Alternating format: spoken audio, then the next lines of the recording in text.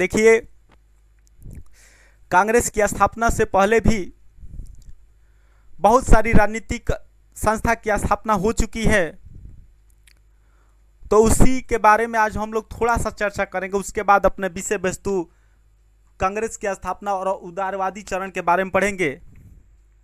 तो चलिए शुरुआत करते हैं। सबसे पहले आपका बंग भाषा प्रकाशक सभा। बंग भाषा प्रकाशक सभा की स्थापना 1836 ईस्वी में राजा राम मोहन राय के द्वारा किया गया था और इसका जो मुख्यालय है बंगाल में है, कोलकाता में है। उसके बाद लैंड होल्डर सोसाइटी की बात करें, ये पहला राजनीतिक संस्था है। पहला राजनीतिक संस्था पूछेगा तो लैंड होल्डर सोसाइटी मारिएगा। तो लैंड होल्डर सोसाइटी की स्थापना आपका 1838 ईस्वी में द्वारिका नाथ टैगोर के द्वारा किया गया था और ये भी आपका कोलकाता में मुख्यालय बनाया गया था। कोलकाता में मुख्यालय इसका कहाँ है? कोलकाता। उसके बाद बात करें हम लोग ब्रिटिश इंडिया एसोसिएशन की, तो इसके जो संस्थापक है वो आपका देवेंद्र नाथ टैगोर है और इसकी जो स्थापना है वो आपका 1851 ईस्वी में हुआ था और इसका मुख्यालय भी कोलकाता में है। इसका भी मुख्यालय कहाँ है? कोलकाता में। ब्रिटिश इंडिया एसोसिएशन की स्थापना 1851 ईस्वी में हुआ था और इसका मुख्यालय भी कोलकाता में। इसके संस्थापक देवेंद्र नाथ टैगोर है, देवेंद्र नाथ टैगोर। उसके बाद अगला है जो वो है बॉम्बे एसोसिएशन। बॉम्बे एसोसिएशन की स्थापना 1852 में हुई थी, 1852 में, और इसका संस्थापक दादा भाई नौरोजी हैं, दादा भाई नौरोजी। और इसका मुख्यालय कहाँ है? इसका मुख्यालय कोलकाता में है। देखिए, बॉम्बे तो नाम है बॉम्बे, लेकिन है इसका मुख्यालय कोलकाता में। तो बॉम्बे एसोसिएशन की स्थापना 1852 ईस्वी में हुआ था, दादा भाई नौरोजी किए थे और इसका मुख्यालय कोलकाता में है। उसके बाद बात करें ईस्ट इंडिया एसोसिएशन की स्थापना भी दादा भाई नौरोजी किए थे और इसका मुख्यालय लंदन में बनाए थे। कहाँ बनाए थे? लंदन में बनाए थे। कब किए थे? 1866 1866 में किए थे। दादा भाई नौरोजी संस्थापक है ईस्ट इंडिया एसोसिएशन की और इसका मुख्यालय कहाँ बनाए थे? लंदन में बनाए थे। उसके बाद पूना सार्वजनिक सभा है। पूना सार्वजनिक सभा का मुख्यालय पूना में ही है और इसका जो संस्थापक है MG रनाडे, महादेव गोविंद रनाडे है और इसका स्थापना 1870 में हुई थी। कब हुई थी? 1870 में। उसके बाद इंडिया सोसाइटी आएगा। इंडिया सोसाइटी की स्थापना 1872 में हुई थी और इसके जो संस्थापक है वो आपका है आनंद मोहन बोस और इसका मुख्यालय लंदन में है। इसके संस्थापक कौन है? आनंद मोहन बोस। और 1875 में एक इंडिया लीग नामक संस्था है और इसके संस्थापक जो है शिशिर कुमार घोष है और इसकी स्थापना 1875 में हुई थी और इसका भी मुख्यालय आपका कोलकाता में किया गया था, कोलकाता में। तो इंडिया लीग की स्थापना 1875 में हुई थी। इसके संस्थापक शिशिर कुमार घोष है और इसका मुख्यालय कोलकाता में बनाया गया था। इसकी स्थापना 1875 में हुई थी। उसके बाद एक साल बाद 1876 में इंडियन एसोसिएशन की स्थापना हुई थी, इंडियन एसोसिएशन, और इसके जो संस्थापक है वो आपका सुरेंद्रनाथ बनर्जी तथा आनंद मोहन बोस। इसका स्थापना 1876 में हुई थी और ये आपका भी मुख्यालय कोलकाता में है। इसका भी मुख्यालय कहाँ है? कोलकाता में, इंडियन एसोसिएशन की। उसके बाद बात करें हम लोग मद्रास महाजन सभा, तो इसका जो मुख्यालय है ये आपका मद्रास में ही है और इसका स्थापना 1884 में हुई थी। VV राघवाचारी और P आनंद चार्लू इसके संस्थापक है और इसका जो मुख्यालय है आपका मद्रास में ही था, बता दिए हैं। 1884 में स्थापना हुआ था। नेक्स्ट जो संस्था है वो है आपका बॉम्बे प्रेसिडेंसी एसोसिएशन की स्थापना 1885 में जब कांग्रेस की स्थापना हुई थी, तो 1885 में बॉम्बे प्रेसिडेंसी एसोसिएशन की स्थापना हुई थी और इसका मुख्यालय बॉम्बे में बनाया गया था और इसके जो संस्थापक है वो आपका है फिरोज शाह मेहता, बदरुद्दीन तैयब जी, उसके बाद केटी तैलंग। अब हम बात करते हैं कांग्रेस की। तो देखिए, कांग्रेस की स्थापना 28 दिसंबर 1885 को हुई थी। गोकुल दास तेजपाल संस्कृत महाविद्यालय, गोकुल दास तेजपाल संस्कृत महाविद्यालय बॉम्बे में हुई थी, बॉम्बे में। देखिए सबसे पहले पुणे में होना था, लेकिन पूना में एक रोग फैलने के कारण वहां पर नहीं हुआ, और इसका मुख्य पहला अधिवेशन कहाँ हुआ, बॉम्बे में, और इसमें 72 प्रतिनिधियों ने भाग लिया था। और कांग्रेस की स्थापना के समय जो वायसराय था वो आपका कौन था, लॉर्ड डफरिन। कौन था, लॉर्ड डफरिन था।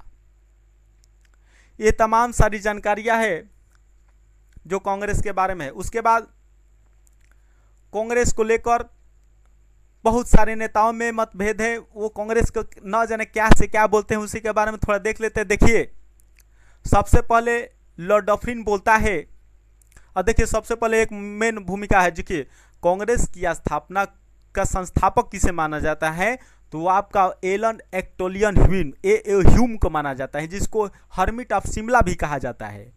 और ये डफरिन के कहने पर ही ये आपका स्थापना किए थे, क्योंकि ये जब सरकारी कर्मचारी थे, सरकारी ऑफिसर थे, तो इनको पता चल गया था कि भारत में बहुत बड़ा विद्रोह होने वाला है, माने शांति भंग होने वाला है। इसीलिए ये स्थापना किए ताकि लोगों से मतलब लोगों को दिल में थोड़ा आग लगे कि और ये अपने भावनाओं को लेकर मतलब अधिकार को लेकर ये लड़े, इसीलिए कांग्रेस की स्थापना किए थे।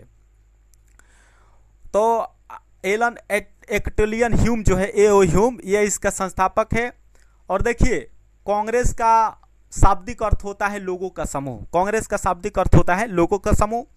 और जो कांग्रेस शब्द है ये आपका दादा भाई नौरोजी दिए थे कब, देखिए पहले इसका नाम भारतीय राष्ट्रीय संघ था, भारतीय राष्ट्रीय संघ था, बाद में दादा भाई नौरोजी कांग्रेस लगा है, तो ये तब कहलाता है कौन, भारतीय राष्ट्रीय कांग्रेस कहलाते हैं, तब कहलाते हैं भारतीय राष्ट्रीय कांग्रेस। तो हम लोग बात कर रहे थे कुछ नेताओं इसके बारे में क्या क्या बोले उसके बारे में। तो सबसे पहले डफरिन बोला था कि कांग्रेस जनता की उस अल्पसंख्यक वर्ग का प्रतिनिधित्व करने वाली संस्था है जो सूक्ष्म है, माने अल्पसंख्यक बोला था, अल्पसंख्यक जनता का प्रतिनिधित्व करने वाली संस्था, ये डफरिन बोला था। उसके बाद फिरोज शाह मेहता बोलते हैं कि कांग्रेस की आवाज जनता की आवाज नहीं है, फिरोज शाह मेहता बोलते हैं कि कांग्रेस की आवाज जनता की आवाज नहीं है। वही अश्विनी कुमार दत्त बोलते हैं कि कांग्रेस जो है 3 दिनों की तमाशा है, कांग्रेस जो है 3 दिनों की तमाशा है। उसके बाद लाला लाजपत राय बोलते हैं कि कांग्रेस डफरिन के दिमाग की उपज है, कांग्रेस डफरिन के दिमाग की उपज है। तो वही बाल गंगाधर तिलक बोलते हैं कि 1 वर्ष के बाद मेढक की तरह टटनाने से हमें कुछ नहीं मिलने वाला है, 1 वर्ष बाद मेढक की तरह टटनाने से हम लोग को कुछ मिलने वाला नहीं है। उसके बाद बाल गंगाधर तिलक क्या बोलते हैं, बाल गंगाधर तिलक ही बोले थे 1 वर्ष टकराने के बाद, 1 वर्ष तक टटराने के बाद हम लोग को कुछ मिलने वाला नहीं है, मेढक की तरह टटराने से कुछ नहीं मिलेगा, 1 वर्ष मेढक की तरह टटराने से हम लोग को कुछ नहीं मिलेगा। उसके बाद लाला लाजपत राय बोल दिए थे ये कांग्रेस डफरिन के दिमाग उपज है, लाल बालपाल। उसके बाद बिपिन चंद्र पाल क्या बोलते हैं कि कांग्रेस जो है याचना करने वाली संस्था है, कांग्रेस जो है याचना करने वाली संस्था है, ये कौन बोलते हैं, आपका बिपिन चंद्र पाल। उसके बाद अरविंद घोष बोलते हैं कि कांग्रेस की मृत्यु क्षय रोग से होने वाली है, अरविंद घोष बोलते हैं कि कांग्रेस की मृत्यु क्षय रोग से होने वाली है।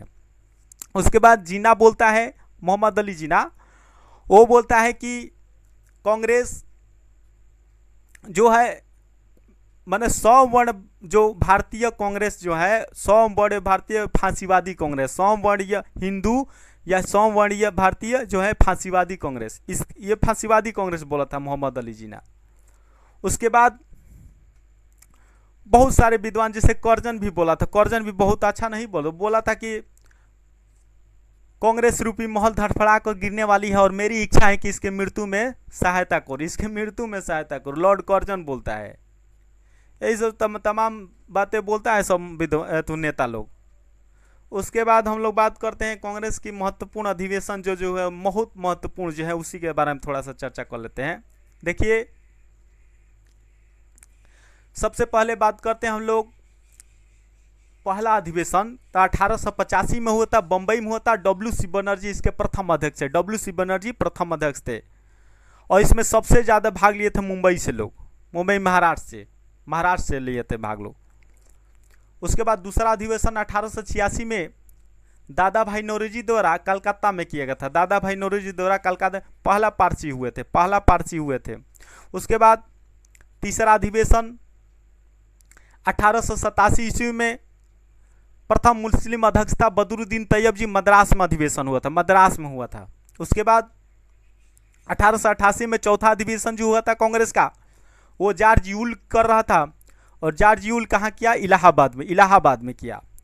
तो ये आपसे प्रथम प्रश्न पूछा जाएगा कि प्रथम पारसी कौन था जो कांग्रेस का अधिवेशन किया? दादा भाई नौरोजी थे। प्रथम मुस्लिम अध्यक्ष कौन था? तो आपका बदरुद्दीन तैयब जी था। उसके बाद प्रथम अंग्रेज या प्रथम यूरोपीय प्रथम ईसाई कौन था? तो आपका ये बोला जाएगा जॉर्ज यूल था, इलाहाबाद में किया। उसके बाद अगला जो है 1889 में जो आएगा वो आपका विलियम वेडबर्न रहेगा। विलियम वेडबर्न ये आपका 1889 में करेगा। इसका मुख्यालय जो जहाँ पर अधिवेशन करेंगे वो मुंबई में करेगा, मुंबई में 1889 में। उसके बाद विलियम वेडबर्न ही 1910 में इलाहाबाद में करेगा। तो मतलब विलियम वेडबर्न जो है आपका 2 बार अधिवेशन करेगा। विलियम वेडबर्न 2 बार, एक 1889 और एक 1910। 1910 में कहाँ करेगा? तो इलाहाबाद में।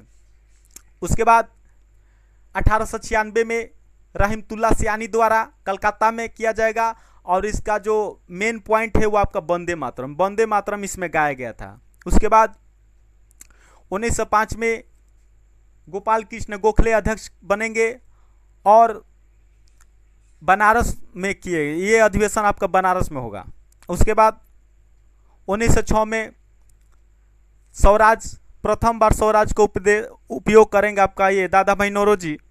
1906 में ये अधिवेशन हुआ था। 1906 का अधिवेशन कौन करेंगे? दादा भाई नौरोजी। और कहाँ करेंगे? कलकत्ता में करेंगे, कलकत्ता में। उसके बाद 1907 का सूरत अधिवेशन होगा, सूरत में। ये अधिवेशन कहाँ होगा? सूरत में, 1907 का सूरत अधिवेशन।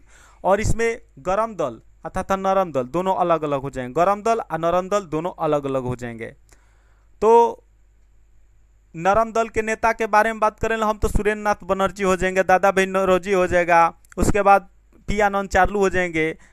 ये इस तमाम देखिए 4 को याद कीजिए, बाकी सब नरम दल में। 4 को गरम दल में कौन कौन है? आपका लाल बालपाल 3 गो तेज तरह हो गया, एक अरविंद घोष हो गया। तो लाला लाजपत राय, बाल गंगाधर तिलक और बिपिन चंद्रपाल और अरविंद घोष, 4 गो की याद कीजिए, बाकी सबको मार दिए एक नरम दल वाला, बस। उसके बाद देखिए 1906 तक हो गया। उसके बाद 1911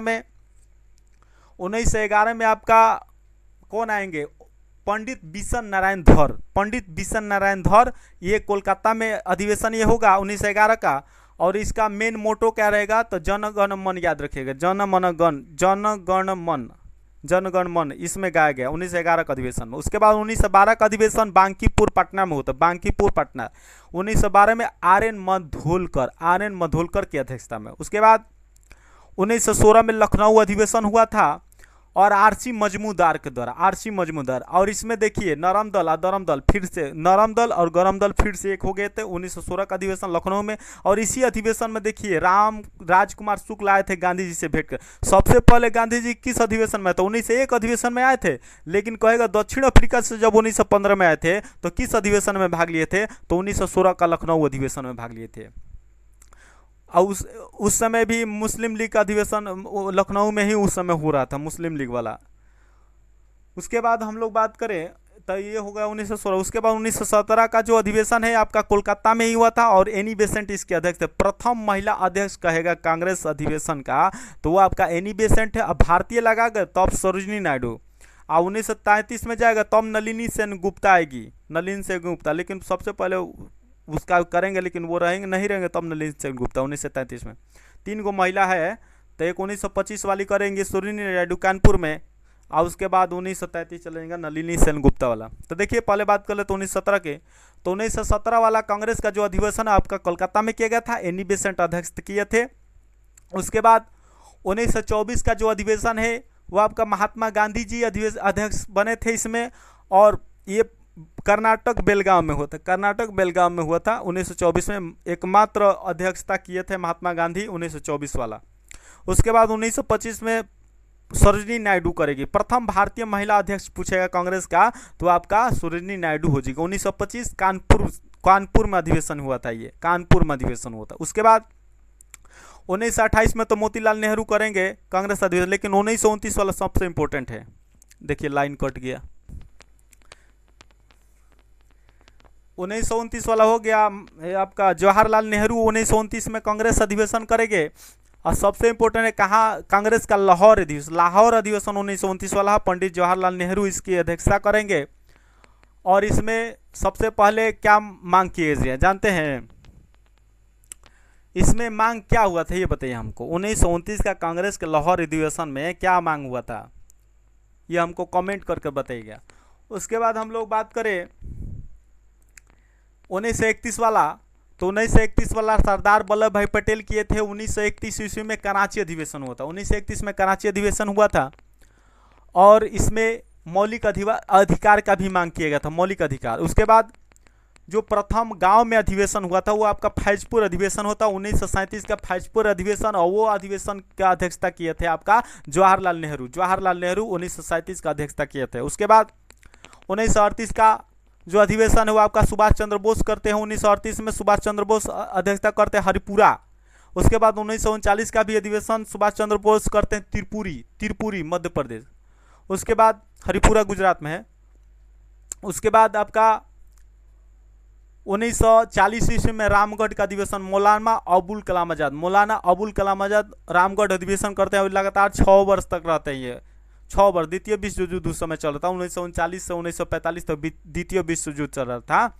अब 1946 में आपका कौन करेंगे, तो जेबी कृपलानी करेंगे मेरठ में, जेबी कृपलानी मेरठ में। उसके बाद 1948 में जयपुर में पटाभी सीतारमैया अधिवेशन करेंगे, पटाभी सीतारमैया जयपुर में अधिवेशन करेंगे 1948 वाला। ये तमाम सारे अधिवेशन थे। अब चलिए हम लोग विषय वस्तु की ओर बढ़ते हैं। पहला है, किसने कहा मुझे खुशी है कि कांग्रेस बराबर नीचे की ओर जा रही है क्योंकि यह राजद्रोही संस्था है और इसके नेता संदिग्ध चरित्र के लोग हैं। ये बताइए किसने कहा था? तो ये आपका एल्गिन द्वितीय ने कहा था, एल्गिन द्वितीय ने। मुझे खुशी है कि कांग्रेस बराबर नीचे की ओर जा रहे हैं क्योंकि यह राजद्रोही संस्था है और इसके नेता संदिग्ध चरित्र के लोग हैं, एल्गिन द्वितीय। उसके बाद भारतीय सिविल सर्विसेज में चुने गए पहले भारतीय का नाम क्या है? तो ये आपका सत्येंद्रनाथ टैगोर है, सत्येंद्रनाथ टैगोर। नेक्स्ट है, इंडियन नेशनल कांग्रेस के संस्थापक कौन है? इंडियन नेशनल कांग्रेस के संस्थापक हैं आपका एलन एक्टोबियन ह्यूम, A.O. ह्यूम, जिसको हर्मिट ऑफ शिमला भी कहा जाता है। नेक्स्ट है आपका, किसने कहा था कि हमें मर्दों की तरह खुलकर कहना चाहिए कि हम अपनी मज्जा तक राजभक्त हैं, हमें अंग्रेजी राज्य से हुए फायदों का ज्ञान है? दादा भाई नौरोजी ने यह बात कहा था, दादा भाई नौरोजी ने। उसके बाद है, भारतीय राष्ट्रीय कांग्रेस में निम्न में से किसको नरम दलीय नेता के तौर पर नहीं जाना जाता है? तो बाल गंगाधर तिलक को नरम दलीय नेता के रूप में नहीं जाना जाता है, ये गरम दल के थे। 4 लोग को याद रखिए, लाल बालपाल और अरविंद घोष, मतलब लाला लाजपत राय, बिपिन चंद्रपाल, अरविंद घोष और बाल गंगाधर तिलक। भारतीय राष्ट्रीय कांग्रेस की स्थापना की गई, तो भारतीय राष्ट्रीय कांग्रेस की स्थापना 28 दिसंबर 1885 में की गई थी, 28 दिसंबर 1885 में। नेक्स्ट है, भारतीय राष्ट्रीय कांग्रेस के साथ इंडियन एसोसिएशन का विलय 1886 में हुआ था, 1886 में इंडियन एसोसिएशन। तो हम बताए थे इंडियन एसोसिएशन की स्थापना कब हुआ था, बताइए? 1876 में। और कौन कौन किए थे आपका बताइए, तो कौन कौन किया था? सुरेंद्रनाथ बनर्जी और आनंद मोहन बोस, सुरेंद्रनाथ बनर्जी और आनंद मोहन बोस। नेक्स्ट है, भारतीय राष्ट्रीय कांग्रेस के पहले अध्यक्ष कौन थे? भारतीय राष्ट्रीय कांग्रेस के पहले अध्यक्ष थे WC बनर्जी। इंडियन एसोसिएशन द्वारा कलकत्ता में आयोजित अखिल भारतीय राष्ट्रीय सम्मेलन इंडियन नेशनल कॉन्फ्रेंस कब हुआ था? 1883 में। कब हुआ था? 1883 में। नेक्स्ट है, भारत के पहले लोक संघ लैंड होल्डर सोसाइटी की स्थापना 1838 में हुई थी, 1838 में। ऑप्शन डी आपका सही है। नेक्स्ट है, भारतीय राष्ट्रीय कांग्रेस का गठन होने के तुरंत बाद ब्रिटिश राष्ट्रवादियों के प्रति संन्यास शुरू हो गए। निम्नलिखित में से किसने कहा कि कांग्रेस केवल ब्रिटिश वर्ग सूक्ष्म अल्पसंख्यक का ही प्रतिनिधित्व करती है? आपका लॉर्ड डफरिन ने कहा था, लॉर्ड डफरिन ने कहा था। नेक्स्ट है, भारतीय विश्वविद्यालय अधिनियम 1904 किस वायसराय के काल में आया था? तो आपका लॉर्ड कर्जन के काल में था, लॉर्ड कर्जन। उदारवादियों का सबसे प्रमुख योगदान था ब्रिटिश शोषण नीति की ओर जनता का ध्यान खींचना। देखिए उदारवादी की बात करें तो इसका जो चरण है 1885 से लेकर 1905 तक, 1885 से लेकर 1905 तक उदारवादी चरण है। और उदारवादियों की मांगे जानते हैं कैसी था? उदारवादियों का मांग है प्रार्थना, उसके बाद याचना, अनुनय विनय, इस सब तरीकों से ये मांग कर रहे थे। इसी का कारण तो गरम दल नरम दल अलग हो गया था। ये मान लीजिए 10 की स्पीड से चल रहे हैं। अब लाला जो गरम दल के नेता है वो बोल रहे थे कि अरे स्पीड बढ़ाओ, कम से कम 20 से 25 करो। ये लोग मार अहिंसावादी थे, संवैधानिक तरीके से अपना काम निपटा रहे थे। वो बोलते थे कि अंग्रेज हमारी समस्याओं से बेखबर नहीं है, अंग्रेज हमारी समस्याओं से बेखबर नहीं है। अगर उनके सामने अपनी समस्याओं को पेश करेंगे तो वो ज़रूर इसका हल निकालेंगे। मतलब प्रार्थना करके करेंगे हम लोग कि देखिए हम लोग के ये प्रॉब्लम है। कि अंग्रेज सुनने वाला था, वो तो अपने किसी का नहीं सुनता है।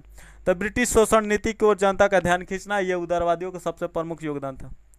नेक्स्ट है इंडियन एसोसिएशन ने किस मुद्दे पर सर्वप्रथम आंदोलन शुरू हुआ था? देखिए, भारतीय प्रशासनिक सेवा के लिए नियम में सुधार और परीक्षा में बैठने की अधिकतम उम्र बढ़ाने के लिए। ऑप्शन ए हो जाएगा। नेक्स्ट, निम्नलिखित में से कौन भारतीय राष्ट्रीय कांग्रेस की स्थापना अधिवेशन में उपस्थित नहीं था? तो सुरेंद्रनाथ बनर्जी उपस्थित नहीं थे, सुरेंद्रनाथ बनर्जी। राजा जनता के लिए बने हैं, जनता राजा के लिए नहीं बनी है। राष्ट्रीय आंदोलन के दौरान निम्नलिखित में से किसने यह वक्तव्य दिया था? तो यह आपका वक्तव्य दिए थे दादा भाई नौरोजी। दादा भाई नौरोजी ये वक्तव्य दिए थे। नेक्स्ट है, राजा जनता के लिए बने हैं, जनता राजा के लिए नहीं बने। राष्ट्रीय आंदोलन के दौरान निम्नलिखित में से किसने? दादा भाई नौरोजी। एक के प्रश्न हुआ है क्या दोनों? हाँ, एक के प्रश्न है दोनों। नेक्स्ट प्रश्न है, ब्रिटिश साम्राज्य के अंतर्गत स्वशासन की मांग सबसे पहले किसने और कब किए थे? 1905 में जी.के. गोखले। 1905 में सॉरी यहाँ पर देखिए गोपाल कृष्ण स्वदेशी किए थे। यहाँ पर ब्रिटिश साम्राज्य के अंतर्गत स्वशासन की मांग सबसे पहले किसने कब किया था? तो दादा भाई नौरोजी 1906 में। दादा भाई नौरोजी 1906 में किए थे स्वशासन। नेक्स्ट है, किस गवर्नर जनरल के कार्यकाल के दौरान भारतीय राष्ट्रीय कांग्रेस बनी थी? तो ये आपका लॉर्ड डफरिन के समय, लॉर्ड डफरिन। नेक्स्ट है, भारतीय संघ या इंडियन एसोसिएशन के संस्थापक कौन है? सुरेंद्रनाथ बनर्जी। सुरेंद्रनाथ बनर्जी। नेक्स्ट है, निम्नलिखित में से किसने भारतीय राष्ट्रीय कांग्रेस की अध्यक्षता 2 बार की? विलियम बेडबर्न। 1889 तथा 1910, 1889 तथा 1910, विलियम बेडबर्न। नेक्स्ट, किसने उदारवादियों के संबंध में कहा कि अपनी शिकायतों का निवारण तथा रियायत पाने के लिए उन्होंने 20 साल से अधिक समय कमोबेश जो आंदोलन चलाया उसमें रोटियों के बजाय पत्थर मिले? आपका लाला लाजपत राय बोले थे, लाला लाजपत राय। वह कौन सा प्रथम भारतीय था जो ब्रिटिश संसद के लिए निर्वाचित हुआ? आपका दादा भाई नौरोजी। दादा भाई नौरोजी ये जीते भी थे, ब्रिटिश हाउस ऑफ कॉमन्स के ये चुने गए थे। भारतीय राष्ट्रीय कांग्रेस के प्रथम सत्र की बैठक में कितने प्रतिनिधियों ने भाग लिया? 72 प्रतिनिधियों ने भाग लिया था। दादा भाई नौरोजी ने 1866 में ईस्ट इंडिया एसोसिएशन की स्थापना लंदन में किया था, लंदन में। लैंड होल्डर सोसाइटी की स्थापना किसके कल्याण के लिए की गई थी? तो देखिए जमींदारों के कल्याण के लिए की गई थी, जमींदारों के। भारतीय राष्ट्रीय कांग्रेस के संस्थापक थे तो असैनिक सेवक थे, ये रिटायर थे, असैनिक सेवक थे। भारतीय राष्ट्रीय आंदोलन के 1885 से 1905 की अवधि को कहा जाता है उदारवादी चरण या नरमपंथी चरण, उदारवादी चरण। निम्नलिखित में से कौन नरमपंथियों में से नहीं था? तो बाल गंगाधर तिलक गरमपंथी थे, नरमपंथी नहीं थे। किसने कहा था कि भारतवर्ष तलवार के बल पर जीता गया था और तलवार के बल पर ही उसे ब्रिटानी कब्जे में रखा जाएगा? तो एल्गिन कहा था, एल्गिन। देखिए, उदारवादियों का एक उपलब्धि थी 1892 में, ये लोग बजट पर बहुत सी जैसी समस्याएं से मतलब इन लोगों को दिया गया था, मतलब दे दिए थे, इस समस्या से उबार पा लिए थे, सब बजट पर बहस करना, बोलना इत्यादि। उसके बाद एक बेल्बी आयोग का गठन भी किया गया था, उदारवादियों का ही देन था बेल्बी आयोग का गठन, ब्रिटिश व्यय पर अंकुश लगाने के लिए, मैंने ऐसा सब जांच करने के लिए बेल्बी आयोग का गठन किया गया था, ब्रिटिश व्यय की जांच करने के लिए बेल्बी आयोग। भारतीय राष्ट्रीय कांग्रेस के 1905 के बनारस अधिवेशन की अध्यक्षता किसने किया था? GK. Gokhale, Gopal Krishna Gokhale, GK. Gokhale. British house of Commons का चुनाव जिस प्रथम भारतीय ने लड़ा और जीता, देखिए लड़ा तो दूसरा तो लड़ा था, लेकिन जीते भी है दादा भाई नौरोजी, दादा भाई नौरोजी। निम्नलिखित कांग्रेसी नेताओं में से किसको भारत का महान वयोवृद्ध grand old man of India कहा जाता है? दादा भाई नौरोजी को, दादा भाई नौरोजी को। सुरेंद्र नाथ बनर्जी और आनंद मोहन बोस ने कांग्रेस के जन्म से पहले किस राष्ट्रवादी पार्टी की स्थापना की, जो कांग्रेस के पूर्ववर्ती संगठनों में सबसे अधिक महत्वपूर्ण थी? कौन? सुरेंद्र नाथ बनर्जी और आनंद मोहन बोस। ये इंडियन एसोसिएशन की स्थापना किए थे 1876 में। ऑप्शन बी हो जाएगा, इंडियन एसोसिएशन। उसके बाद भारत में लॉर्ड कर्जन के प्रशासन की तुलना औरंगजेब से किसने किया था? गोपाल कृष्ण गोखले ने किए थे, गोपाल कृष्ण गोखले। उदारवादियों की कार्य पद्धति को किसने भिखमंगी राजनीति की संज्ञा दी? तो उग्रवादियों ने। इल्बर्ट बिल विवाद किस वायसराय के कार्यकाल में उभरा था? रिपन के काल में, रिपन। गोपाल कृष्ण गोखले ने किस वर्ष में भारत सेवक मंडल की स्थापना किया था? 1905 में। उदारवादियों की कार्य पद्धति के साधन क्या थे? प्रार्थना करना, याचना करना, अनुनय विनय करना, संवैधानिक, सब हो जाएगा। प्रार्थना, याचना, विरोध, इस ऊपर वाला ऑप्शन ए हो जाएगा। लैंड होल्डर सोसाइटी कोलकाता के संस्थापक कौन थे? बताना है आपका। Land holder Dwarika Nath Tagore. Land holder society 1838 में स्थापना हुआ था, लैंड होल्डर सोसाइटी की। नेक्स्ट है, निम्नलिखित में से किसने एक सार्वजनिक भाषण में राष्ट्रीय कांग्रेस पर हमला किया तथा उसे जनता के एक बहुत सूक्ष्म भाग का प्रतिनिधित्व बनाकर उसकी हंसी उड़ाया था? लॉर्ड डफरिन उड़ाया था। अब देखिए, बंकिम चंद्र चटर्जी इस पर एक टिप्पणी दिए थे कांग्रेस पर कि कांग्रेस के लोग पदों के भूखे हैं, कांग्रेस के लोग पदों को भूखे हैं। नेक्स्ट है, a nation in the making पुस्तक के लेखक कौन है? सुरेंद्र नाथ बनर्जी, सुरेंद्र नाथ बनर्जी। और हिंदू पैट्रियट तो जानते हैं, हरिश्चंद्र मुखर्जी हिंदू पैट्रियट। आधुनिक भारतीय इतिहास में गोकुल दास तेजपाल संस्कृत महाविद्यालय की प्रसिद्ध कांग्रेस की स्थापना यहीं पर हुई थी। 1870 में पूना सार्वजनिक सभा की स्थापना किसने किया था? महादेव गोविंद रानाडे ने किया था, महादेव गोविंद रानाडे। और इसका मुख्यालय पुणे में ही बनाया गया था, ये हम लोग चर्चा कर चुके हैं। एक भी क्वेश्चन पास नहीं जाएगा। अधिकतर नरमपंथी नेता थे शहरी क्षेत्र से, अधिकतर नरमपंथी नेता थे शहरी क्षेत्र से। भारतीय इतिहास में वर्ष 1885 क्यों प्रसिद्ध है? तो इसी वर्ष में भारतीय राष्ट्रीय कांग्रेस की स्थापना हुई थी। किस उग्रवादी नेता ने उदारवादियों के संबंध में कहा था कि यदि हम साल में एक बार मेढकों की तरह टटराक और चुप होते रहे तो हमें कभी अपने प्रयासों में सफलता नहीं मिलेगी? तो बाल गंगाधर तिलक ये बात बोले थे। 1897 में किसकी गिरफ्तारी के बाद राष्ट्रीय कांग्रेस का एक नया मोड़ आया? तो बाल गंगाधर तिलक। किसने कहा कि ब्रिटिश शासन एक अस्थायी बढ़ता हुआ तथा लगातार बढ़ता हुआ विदेशी आक्रमण है जो धीरे धीरे सही मगर पूरी तरह देश को नष्ट कर रहा है? तो दादा भाई नौरोजी, दादा भाई नौरोजी। भारतीय राष्ट्रीय कांग्रेस का प्रथम अधिवेशन लगभग आखिरी समय पर पुणे से बंबई स्थानांतरित किया गया, क्योंकि तो यहाँ पर देखिए हाइजा फैल गया था पुणे में, इसीलिए बंबई ट्रांसफर किया गया। भारतीय राष्ट्रीय कांग्रेस का प्रथम मुस्लिम बदरुद्दीन तैयब जी था। मुस्लिम कौन था? बदरुद्दीन तैयब जी। भारतीय राष्ट्रीय कांग्रेस की पहली बैठक किस शहर में हुई थी? मुंबई में। किसने कहा कि मुझे खुशी है कि कांग्रेस बराबर नीचे की ओर जा रही है और क्योंकि यह राजद्रोही संस्था है और इसके नेता संदिग्ध चरित्र के लोग हैं? एल्गिन द्वितीय ये बात बोला था, एल्गिन द्वितीय ये बात बोला था। दो बार प्रश्न आ रहा है का इस सब। एल्गिन द्वितीय। लिटन द्वारा प्रस्तावित वैधानिक जनपद सेवा जिसके तहत परीक्षा की आयु 21 वर्ष से घटाकर 19 वर्ष कर दी, कब लागू हुआ था? तो आपका 1878 में 1878। निम्नलिखित में से किस एक सन 1875 में हाउस ऑफ कॉमन्स में एक याचिका प्रस्तुत करते हुए ब्रिटिश संसद में भारत के प्रत्यक्ष प्रतिनिधि की मांग की? दादा भाई नौरोजी, दादा भाई नौरोजी। तो दादा भाई नौरोजी, सॉरी यहाँ पर क्वेश्चन दूसरा है। निम्नलिखित में से किस एक ने सन 1875 में हाउस ऑफ कॉमन्स में एक याचिका प्रस्तुत करते हुए ब्रिटिश संसद में भारत के प्रत्यक्ष प्रतिनिधि की मांग की? यह पुणे सार्वजनिक सभा हो जाएगा। नेक्स्ट है 1905 में बंगाल विभाजन किस वायसराय ने किया था? 1905 में आपका कौन है? कर्जन था, कर्जन। निम्नलिखित भारतीय नेताओं में से कौन एक ब्रिटिश द्वारा इंडियन सिविल सर्विस से बर्खास्त किया गया? तो आपका कौन है? सुरेंद्र नाथ बनर्जी। सुरेंद्र नाथ बनर्जी। 1885 में भारतीय राष्ट्रीय कांग्रेस की स्थापना के पीछे कुछ तात्कालिक कारण थे, निम्नलिखित में से कौन सा कारण उसमें शामिल नहीं था?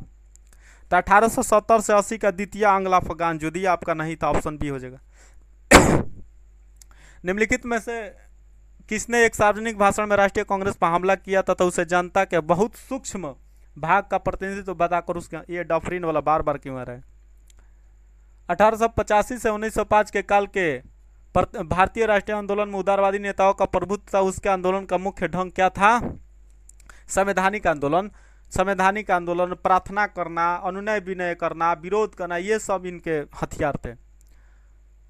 अच्छा, लास्ट हो गया, यहाँ तक तो हम लोग का लास्ट प्रश्न था। मिलते हम लोग नेक्स्ट वीडियो में। अगला है आपका उग्रवादी चरण। जय हिंद।